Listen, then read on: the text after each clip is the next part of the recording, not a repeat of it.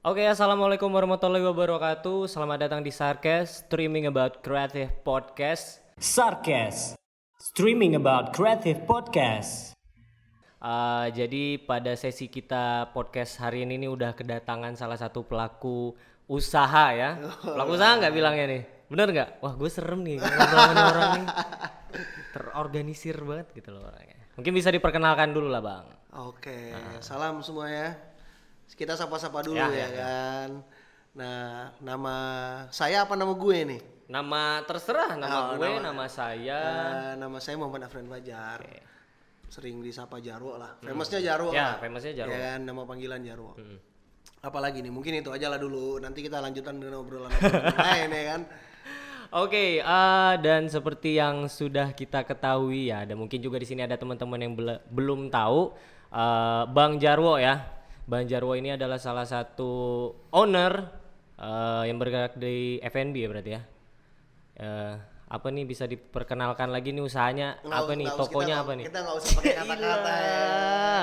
Burger Rendek ya. Burger Rendek. Buat orang Belitung mungkin udah pada tahu lah Burger Rendek. The best burger in town ya tagline-nya. Ya enggak? Tapi saya nggak ada burger nih kesini nih. Besok-besok.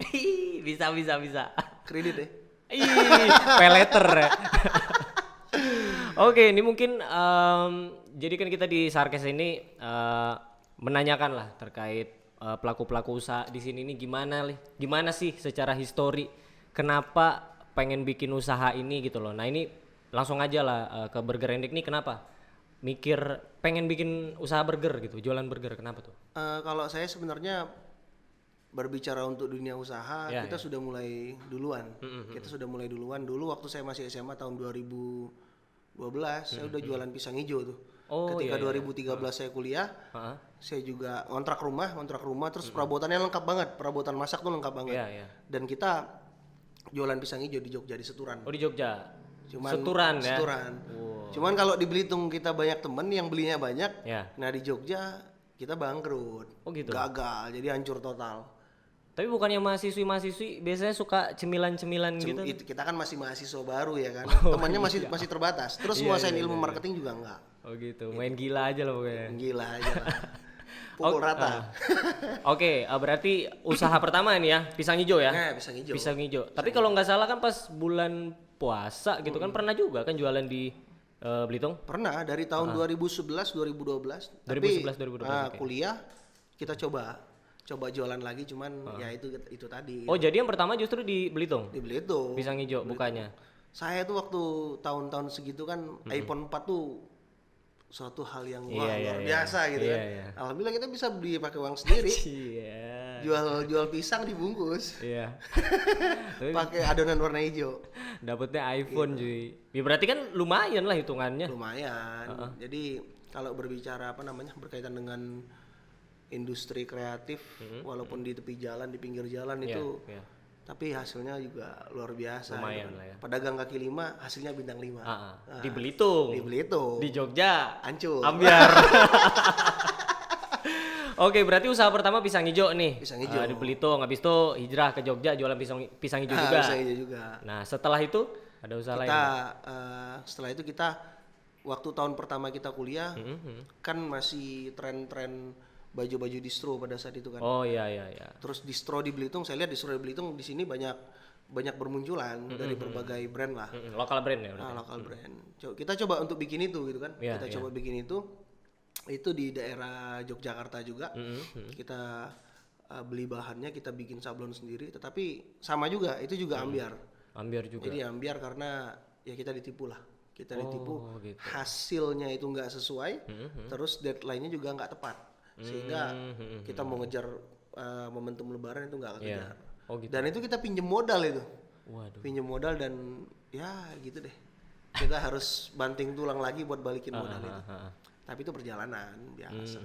Tapi itu di Jogja ya? Jogja, Untuk clothingan-clothingannya. Oh, gua kira tuh ini apa? Dibawa pulang gitu, produksi di Jogja, tapi Ya, dibawa produksi pulang di Jogja, rencananya mau dijual di Belitung. Oh gitu. Ya, desainnya udah luar biasa, berkarakter banget lah gitu kan. Ya itu tadi operasional, ketika kita mengoperasionalkan ide kita itu ya terkendalanya waduh kacau banget. Gak usah kita ceritain lah intinya. Saya ditipu, udah. Saya ditipu. Jadi itu ya, lu jangan ngaku pelaku usaha atau owner suatu usaha kalau belum ditipu ya. Tapi kalau bisa jangan ya gitu loh. Oke, yang kedua apparel nih berarti ya, clothingan ya. Ya. Yang ketiga, Saya itu coba untuk bergerak di travel agent. oh travel agent. Tahun 2009 kan kita tahu ada Laskar Pelangi tuh. Ya film, lagi booming. Film Laskar Pelangi.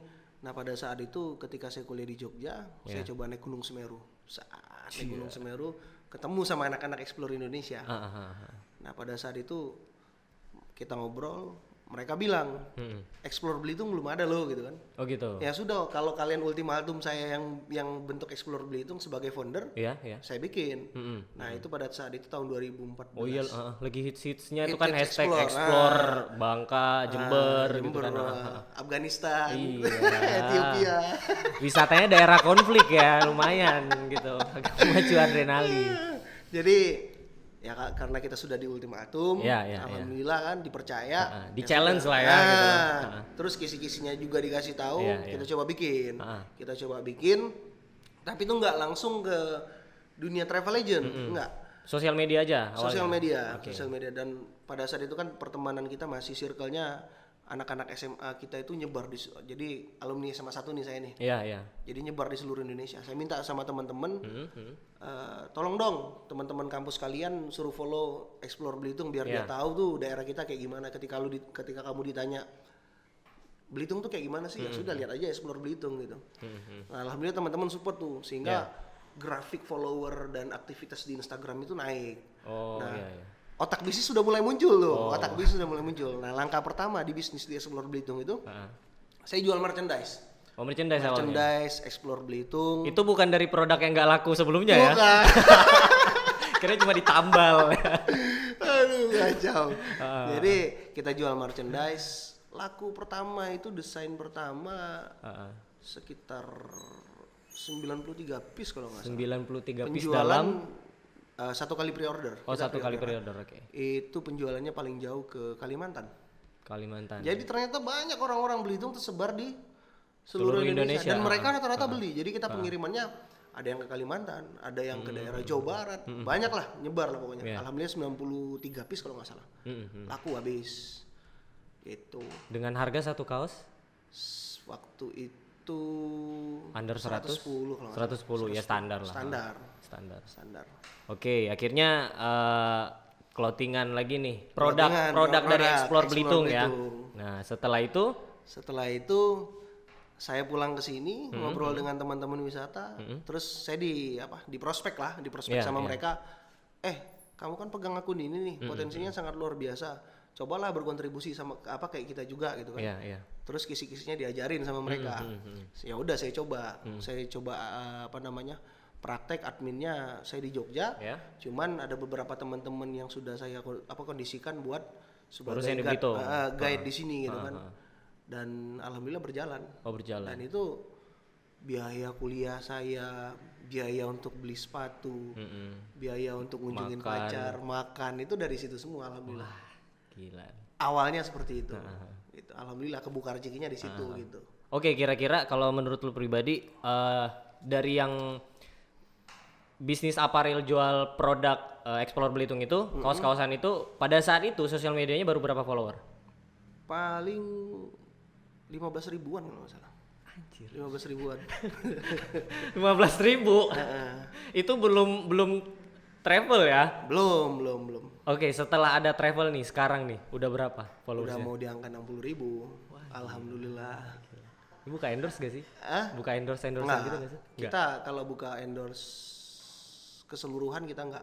Tapi kalau berbicara aktivitas wisata, aktivitas UMKM yang berbasis kedaerahan, kita nggak pernah minta biaya kalau untuk mempromosikan event-event seperti itu di support lah ya. Support di Instagram kita. Jangan kita minta biaya. Ya kali aja gitu ada. Gini, kalau kita punya prinsip ketika kita sudah dikasih kita harus memberi. Sih. Kita dikasih ini karena nama Belitung. Lantas kalau kita mau menaikkan event-event wisata, event-event kreatif ataupun event-event wirausaha, masa kita mau ambil lagi? Kita udah dikasih namanya aja Explore Belitung ya.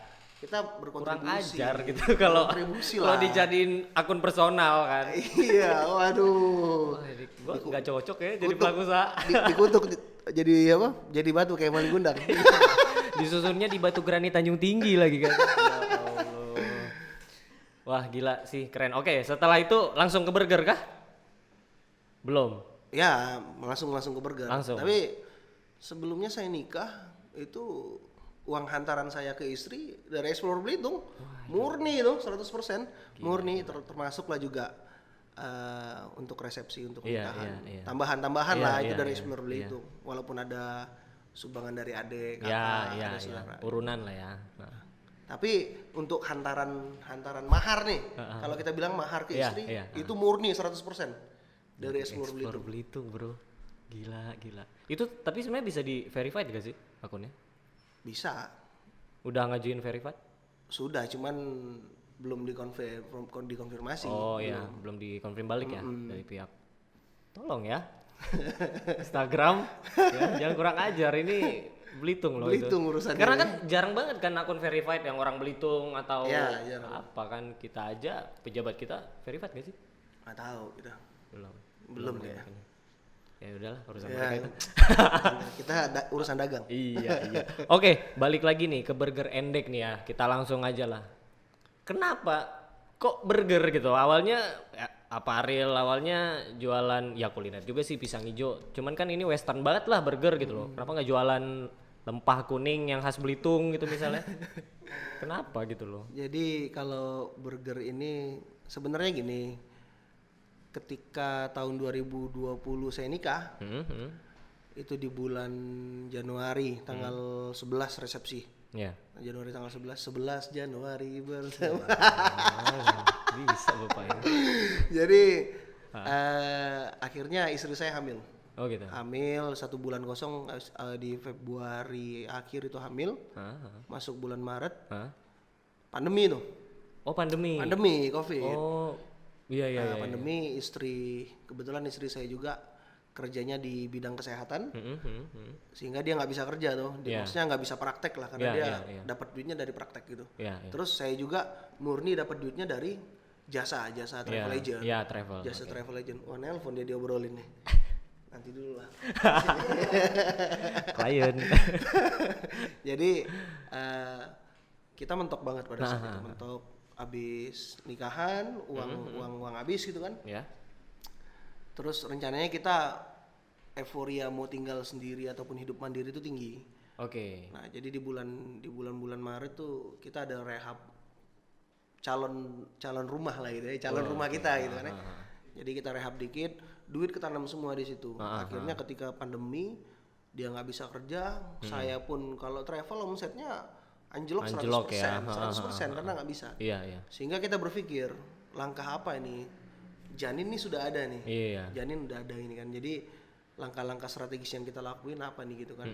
Nah pada saat itu saya lagi sering ngelihat ini Lawless. Oh Lawless Burger.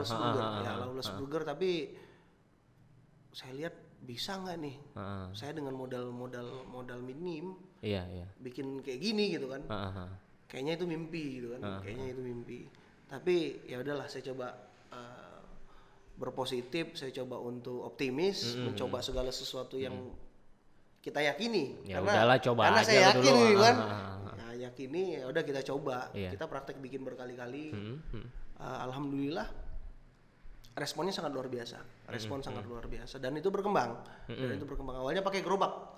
Jadi pakai gerobak kayu. Gerobak kayu itu punya sepupu. Saya dulunya jualan sate. Oh gitu. Jualan sate, saya ambil gerobak kayunya full kayu itu. Cuman gara-gara lu pengen jualan, dia udah nggak jualan lagi gitu. Dia memang udah nggak jualan. Oh kirain. Sini gerobaknya, gue pinjem.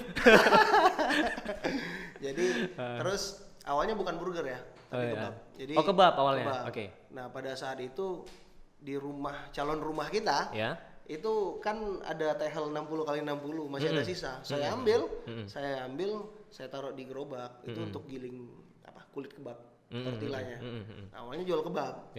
Intens, kita jualan, seiring berjalannya waktu responnya sangat luar biasa karena kita punya banyak teman. Berkembang, lantas ada segerombolan anak muda nih. Segerombolan anak muda meramaikan daerah Endek, Jalan Endek Street di pusat kota Tanjung Pandan. Terus saya berpikir dari kebab ini yang sudah menghasilkan cukup banyak keuntungan, ini kita harus ekspansi nih, bikin cabang satu lagi gitu kan. Bikin cabang satu lagi, tetapi dengan inovasi-inovasi tersendiri lah gitu. Kita pikirin, wah ini lagi tren nih, lagi tren. Kita tuh kan kalau pengen naik, kalau pengen sukses intinya, itu harus pinter baca kesempatan, memanfaatkan momentum, jangan sampai salah langkah. Betul. Nah di situ kita coba maksimalkan, karena memang lagi ramai di Jalan Endek, ada mahasiswa yang nggak kuliah nih, yang nggak tahu kerjaannya, bingung gitu kan mau ngapain di Belitung. Mereka coba untuk bikin aktivitas di Jalan Endek. Ya sudah, kayaknya saya bikin produk burger yang rasanya itu cocok buat lidah orang Indonesia.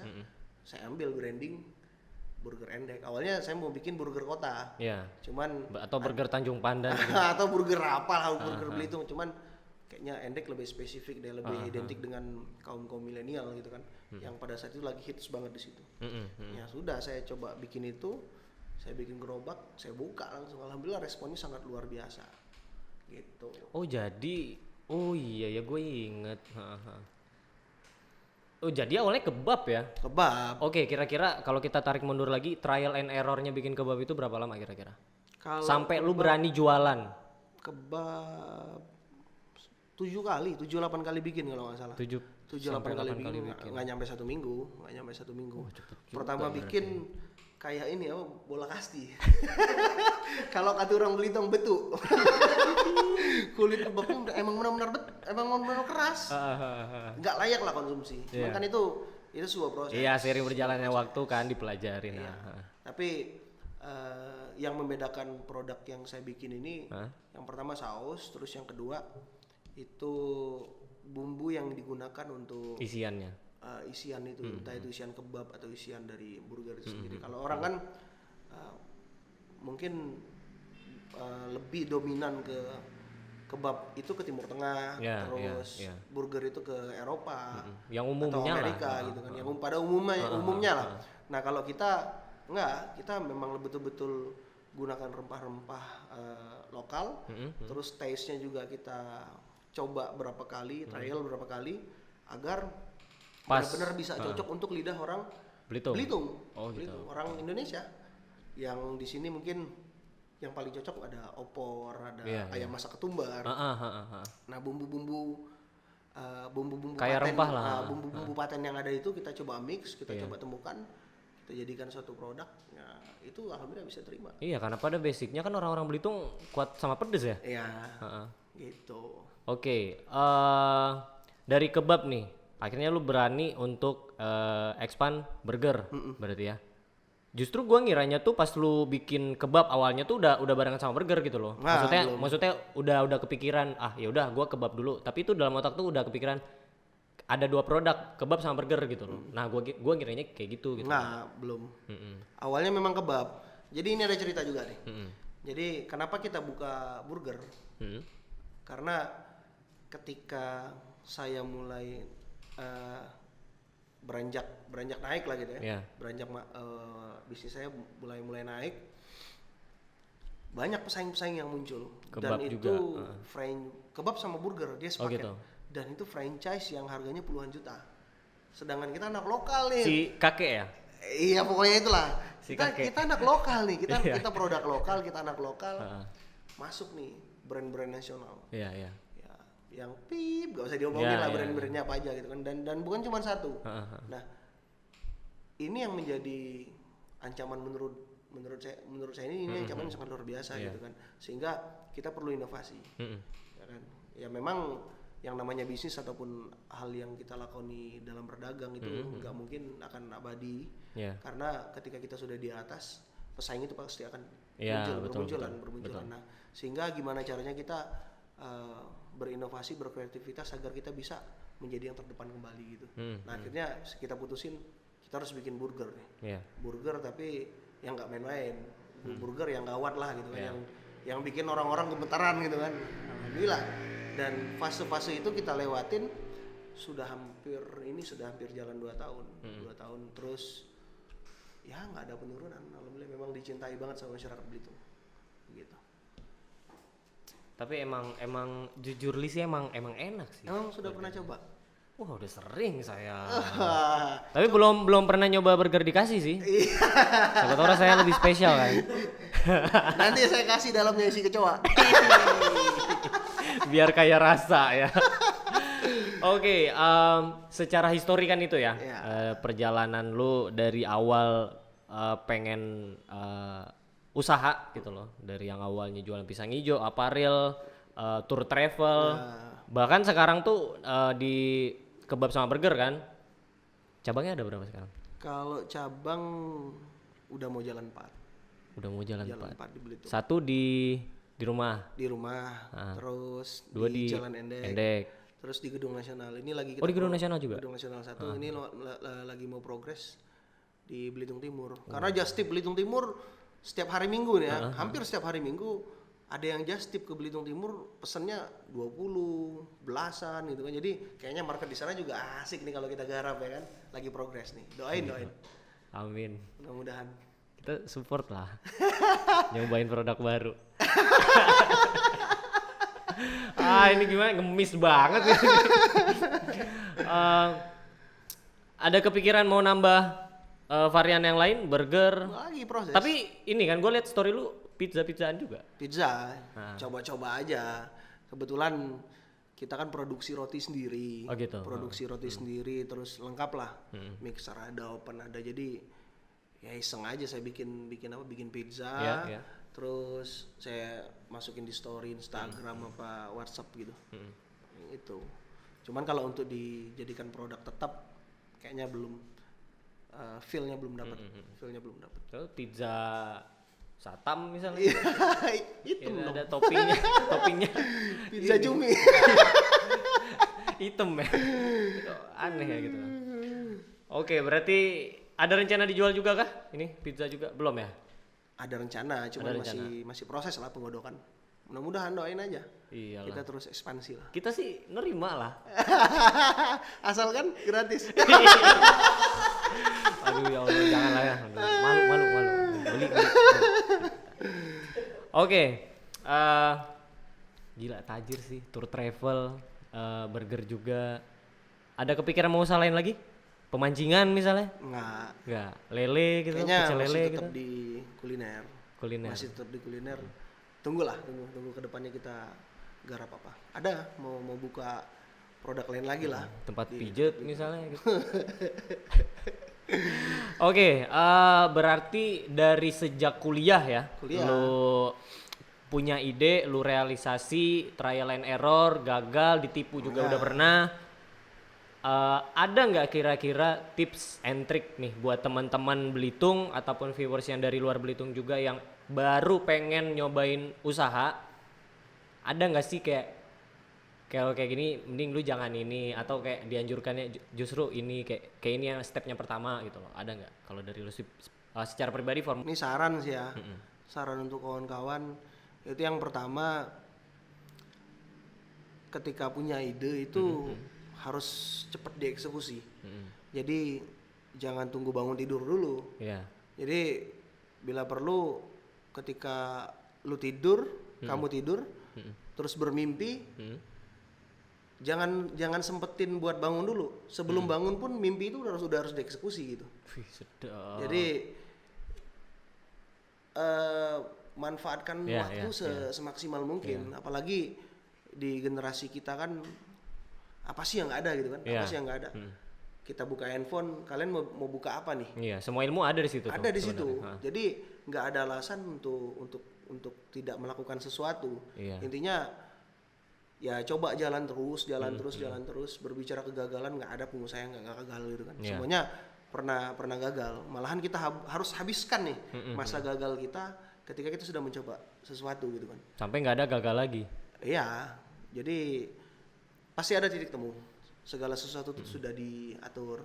Nah, lantas kalau seandainya memang ketika sudah berhasil dan sudah memiliki untung, pesan saya juga kepada teman-teman kalau sudah memang bisa menikmati hasil dari usaha kita, zakat 2,5%. Oh jelas. Itu fardu itu harus. Itu harus. Jadi pajak enak gitu Iya. kan. Pajak negara uruslah itu. jangan nunggu pemutihan ya. Jangan kurang ajar. Yang penting pajak kepada ini yang maha kuasa. Iya. Bagi yang muslim ya, Iya, bagi yang iya, muslim. betul.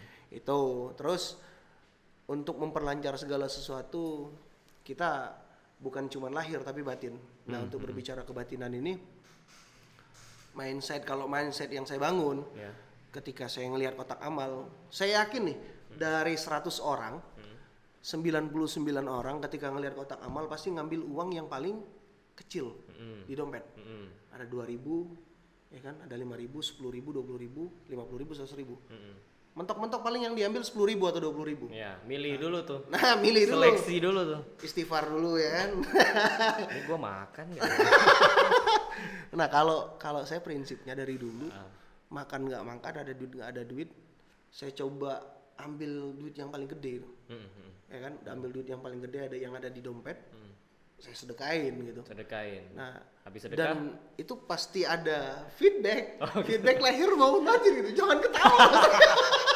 sedekah makan kan tapi kan. Iya, maksudnya sedekah infak. Oh iya. Gitu. Jumat ya. Nggak mesti. Oh, ini udah dijadwalin. Jadi mau infak cuma hari Jumat aja. Enggak, gua terakhir Jumat nggak tahu kapan.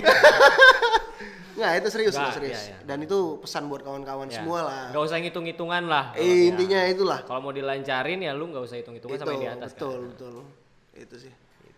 Gitu ya kalian ya, infak jangan cuma zakat juga, nggak usah nunggu zakat fitrah sama Jumat infak Jumat fitrah doang. setahun sekali. Zakat mal? Enggak apa? Ya? Iya, zakat mal juga, zakat harta dan lain sebagainya. Iya. Harus itu kunci. Karena kan dari harta yang kita punya itu ada sebagiannya hak orang lain. Iya. Gila. Bahaya. Enggak, guanya aja yang sosokan gitu. Oke, berarti yang pertama nih mulai aja dulu ya. Mulai aja dulu. Yang kedua tentang finansial ada nggak? Yang realistis lah gitu. Ya mungkin nggak mencoba untuk naif lah ya. Mungkin ada pemikirannya. Ya gue udah sedekah, gue udah ini, tapi kan gue masih bangkrut aja gitu loh. Sebenarnya kan mungkin ikhtiarnya yang lu salah gitu loh. Sedekah lu udah benar. Cuman ikhtiarnya yang salah, usahanya gitu loh. Nah, ada nggak sih strategi-strategi khusus gitu, entah itu di manajemen keuangan, entah manajemen usahanya seperti apa gitu, ada nggak formula dari lu sendiri? Kalau itu standar sih ya. Kalau berbicara manajemen keuangan, terus manajemen marketing itu kurang lebih standar sih. Apalagi keuangan yang penting alur keuangannya itu jelas gitu kan. Buat lo berapa, buat orang lain berapa, buat sosial berapa, buat ngembangin usaha berapa, itu sangat simpel dan sederhana. Tapi itu butuh upaya yang sangat luar biasa karena yang kita kalahin itu diri kita sendiri. Nah, terus di era sekarang sebenarnya ini tips juga bagi kawan-kawan yang mungkin yang belum berhasil gitu kan. Ketika kita berdagang itu kita nggak boleh cuek. Kita nggak boleh cuek. Apalagi dengan media sosial. Karena bagi saya paling hobi itu nge-save nomor WhatsApp orang. Gitu. Jadi kalau dicek list WhatsApp itu 2.000 lebih tuh. Kontak WhatsApp, nomor handphone yang saya simpan di handphone itu 2.000 lebih. Udah kayak admin pinjol. Jadi ketika kita update sesuatu ataupun ada produk yang ingin kita promosikan, ingin kita jual, ada 2.000 orang nih yang sudah pasti yang tahu lihat lah gitu kan. Kalau Instagram kan kita tunggu orang follow dulu. Tapi kalau nomor WhatsApp kadang ikatan emosionalnya bisa kita bangun gitu kan, kalau ada kita bisa chattingan dan lain sebagainya. Itu sih tipsnya, salah satu berkaitan dengan manajemen. Apalagi di era promosiin ya berarti ya. Itu harus dimaksimalkan. Jadi janganlah WhatsApp jangan digunain untuk WhatsApp atau Instagram jangan digunain untuk hal-hal yang nggak produktif. Ya, sebenarnya silakan saja kalau mau digunain yang nggak produktif. Itu urusan kalian lah gitu kan ya. Cuman maksud gue ini kita berbicara membangun bisnis Ya. itu nggak boleh seperti itu. Kita harus membangun citra yang positif di media sosial sehingga orang memiliki kepercayaan kepada kita gitu. Ketika orang sudah percaya, apapun yang mau kita jual, kita tawarkan di situ, mereka pasti respon. Gitu. Itu sih. Oke, dari yang sebelumnya kan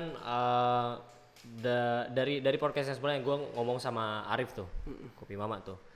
Gue punya kesimpulan bahwa kenapa dia menjadi ramai itu kan pertama letaknya strategis. Dan yang kedua juga gue setuju bahwa personal branding itu perlu.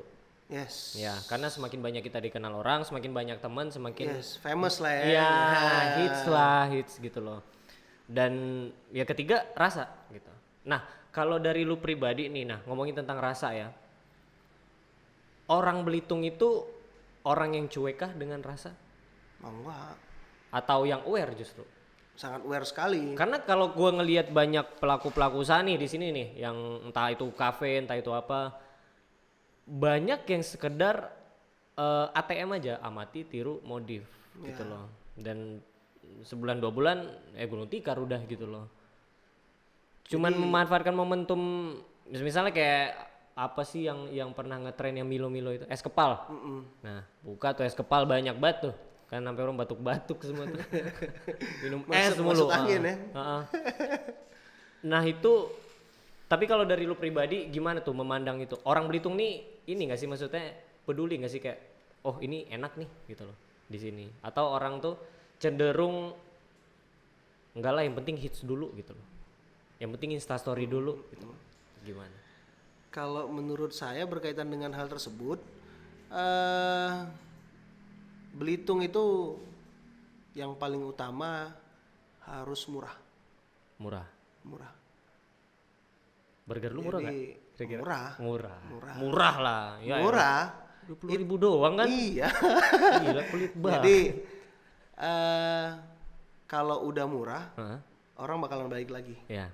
Kalau udah murah. Jadi kalau berkaitan dengan rasa, apalagi murah, rasanya enak. Wah, udah perfect combo pasti tuh. Orang bakalan balik lagi. Nah, bedanya kalau kita bikin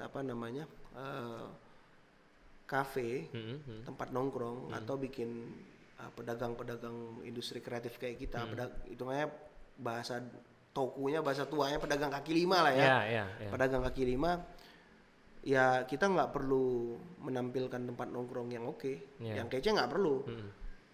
Take away kalau kita kan, karena kita jualan pakai gerobak. Nah, makanya taste, rasa memang menjadi hal yang paling utama. Selain harganya yang murah. Karena kita jual pakai gerobak. Jangankan pakai gerobak nih, kalau orang Belitung di kafe saja, kalau seandainya harga kafenya itu sudah melambung jauh, itu orang udah takut. Apalagi kalau kita jualan pakai gerobak kaki lima nih, pinggir jalan, harganya mahal ya. Mahal pula kan. Kacau kan. Nah, ini mah bukan kaki 5 ini harganya nih. Bintang 5 ini. Jadi kombinasi lah, kita kombinasikan antara rasa yang enak, lantas dengan harga yang murah gitu. Apalagi di kaki 5, taste-nya yang, karena jujur saja kita pakai daging murni nih. Kita pakai daging murni, daging sapi. Daging sapi murni. Terus ada beberapa produk-produk serupa seperti kita. Mereka pakai daging frozen yang kayak ciki-ciki gitu kan, dibekuin dan lain sebagainya. Mereka jual harganya di atas punya saya. Gitu. Jadi beef burger itu mungkin 23.000, 24.000. Nah, sedangkan kita cuman 20.000 yang paling murah beef, dan kita semuanya beef. Karena kita produksinya emang benar-benar sendiri. Roti kita bikin sendiri, menekan budget. Terus juga giling daging kita sendiri. Terus daging pun juga kita dapat dari distributor yang baik lah ya, mitra bisnis kita yang bagus lah ya. Sehingga kita bisa tekan harga dan kita berikan kualitas yang terbaik. Makanya alhamdulillah brand-brand yang saya ceritain, brand-brand besar harga puluhan juta yang pernah yang masuk ke Belitung, sudah ada yang tutup sekarang, baru jalan 1 tahun. Nah, kita brand lokal udah mau jalan 2 tahun, alhamdulillah masih eksis lah. Gitu. Jadi itu kesimpulan saya, yang penting rasanya itu emang benar-benar harus dijaga karena orang Belitung memperhatikan sekali itu. Iya. Tapi dengan catatan enak dan Murah. enak banget orang Belitung. Gila ya, kurang ajar emang. Gak tahu untung ya. Oke. Burger.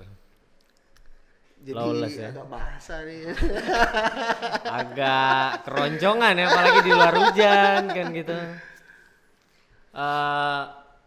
Travel. Oke. Sekarang nih di masa pandemi ada nggak pengaruhnya penjualan lu sendiri? Entah itu di travel, oke lah mati kan. Mati travel. Kalau di burger ini sendiri? Nggak ada. Kalau burger Iya sih, orang kan pada iya. lapar ya di rumah. Konsep dasar saya itu ketika jasa itu mati, orang itu walaupun mau pandemi kayak apa, situasi kayak apa, situasi perang, situasi perang pun orang tetap cari makan, Mbak. Kalau ada makanan yang enak, ngapain makanan yang nggak enak gitu? Iya.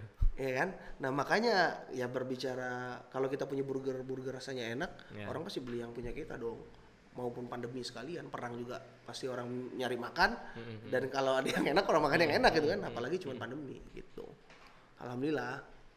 Ya bisa lah ya. Bisa lah. Ya iyalah, orang kan di rumah kan juga pasti butuh makan. Nggak mungkin nggak makan gitu loh, masa telur sama mie doang kan.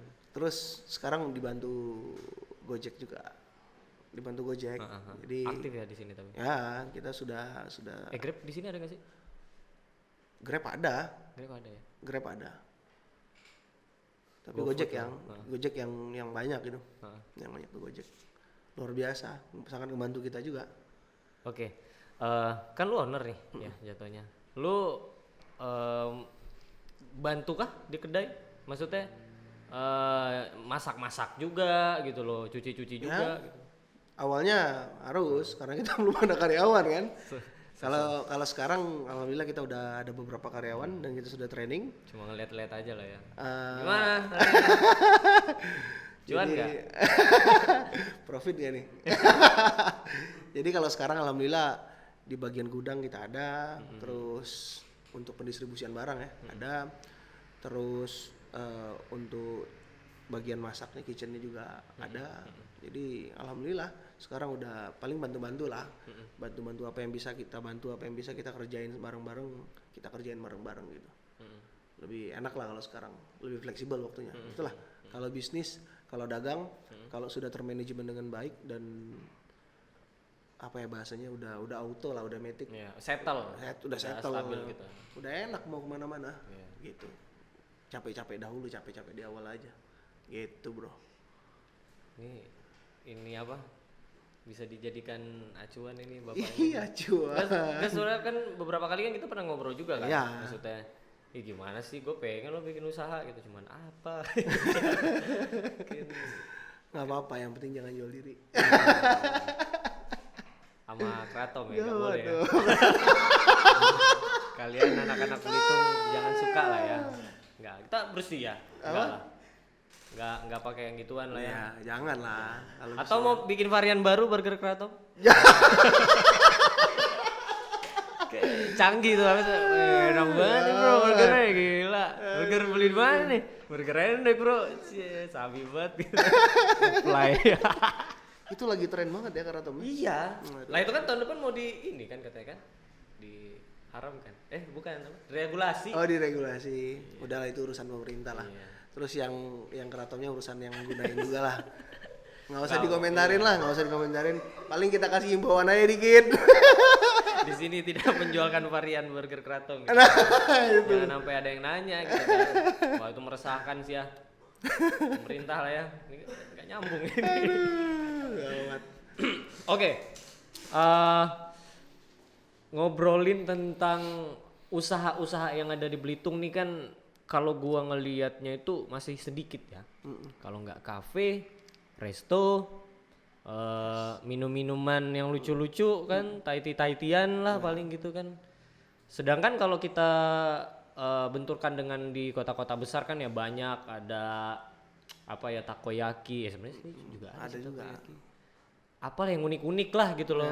Nah kalau menurut pribadi di Belitung tuh sebenarnya untuk usaha-usaha yang unik tuh bisa nggak sih sebenarnya Bisa. dengan yang ada di kota-kota besar tuh? Apa orang sini nih harus, karena gue tuh mikirnya gini, kayak misalnya gue mau ngejual gelato deh, es krim gitu misalnya, kan orang sini paling es krim taunya cuma Walls yang mainstream lah gitu loh. Sedangkan kalau gelato nih apaan? Sedangkan kan nih kita tahu di Jogja kan ada gelato tuh harganya ya lumayan kan 25, padahal kecil doang gitu kayak spodeng gitu kan. Nah gue takutnya tuh di saat orang belum mengenal menu itu, gue ngerasa kayak gue perlu memperkenalkan lagi nih. Anjir gue capek lagi nih ngenalin lagi ini loh es krim, namanya es krim gelato. Nah ini dia nih konsentrasinya nih lebih tebal misalnya dari susu dari es krim biasanya gitu loh. Oh gitu ya bang, iya gimana mau beli nggak? Enggak sih bang, iya gila gitu loh. Nah itu kan kalau burger kan ya udah umum lah ya, orang semua bisa makan dan mengenal itu gitu loh. Ya gitulah, nggak ada pertanyaan sih sebenarnya. Nggak keraton. Campur di gelato. Iya soalnya menjanjikan itu banyak banget yang beli kan. Tolonglah. Ya. Enggak lah itu enggak boleh ya. Narkotika kan itu nanti tahun Kata siapa? Berita. Enggak ya gua bersih. Aman. Di sini bebas dari keraton. Alhamdulillah. Harus itu. Mungkin ada buat terakhir lah ini kesan dan pesan atau himbauan atau buat teman-teman mungkin yang baru mau usaha nih, atau kata-kata semangat atau motivasi, atau ada quotes gitu dari sabda-sabda Nabi atau sabda-sabda Nabi. Ada nggak? Nggak lah, palingan bagi teman-teman yang pengen mencoba di dunia usaha itu harus banyak belajar, harus banyak sharing, dan langkahnya itu harus sungguh-sungguh dan mencermati lah. Intinya bukan cuman bagi yang baru mau mulai yang sudah pernah gagal pun. Ini intinya ketika kamu bertemu siapapun dan mengobrol berkaitan dengan bisnis, ya kamu harus anggap orang itu seperti guru. Nah, ketika kamu berada dimanapun, entah kamu mau berada di pasar ikan, entah kamu mau berada di restoran bagus, atau kamu berada di tempat paling terendah misalnya apalah ya, tempat jual-jual apa gitu. Nah, intinya kamu harus jadikan tempat itu tuh sebagai sekolah, sehingga ada ilmu. Ketika kamu ngobrol sama guru, tempatnya kamu anggap sekolah, ilmu dong. Nah terus harus menjadikan waktu itu sebagai pengalaman yang berharga, dan kamu bisa mengambil pengalaman dari setiap ruang dan waktu yang kamu alami itu gitu. Palingan itu sih. Intinya kita jangan selalu merasa pintar sendiri, jangan merasa selalu udah cukup ilmu. Intinya ayolah belajar seperti anak SD, dimanapun lo berada, lo anggap itu sekolah. Ketemu siapapun, mau bocah kecil apapun, mau anggap itu guru, situasinya ini kalau anggap sebagai sebuah pengalaman yang sangat luar biasa. Hargai itu gitu kan. Nah, insya Allah akan ketemu sendiri tuh ritmenya. Dan membawa, kalau kita sudah berpikir dan punya mindset seperti itu rendah, otomatis kita bakalan rendah hati tuh. Dan kita bermuara kepada kesuksesan pada dasarnya. Gitu sih. Berarti kuncinya itu adalah rendah diri dan kosongkan gelasmu saat engkau berada di luar. Iyalah. Oke, thank you banget Bang Jarwo nih, aka ownernya Burger Rendek. Jangan lupa beli ya buat teman-teman. Harus dong ya. Enak. Apalagi sekarang lagi musim hujan. Lagi musim hujan. Wah, cocok banget. Minta sausnya agak dibanyakin. Gue pengen beli burger yang ada kuahnya gitu. Rotinya boleh cemplungin hancur. Oke, so thank you banget udah join di Sarkes Streaming About Creative Podcast. Semoga UMKM pelaku usaha yang ada di Belitung juga makin jaya, makin sukses. Lah ya, kita bisa bersaing juga dengan daerah-daerah yang di luar kota ya. Amin. Oke, sekian dulu. Wassalamualaikum warahmatullahi wabarakatuh.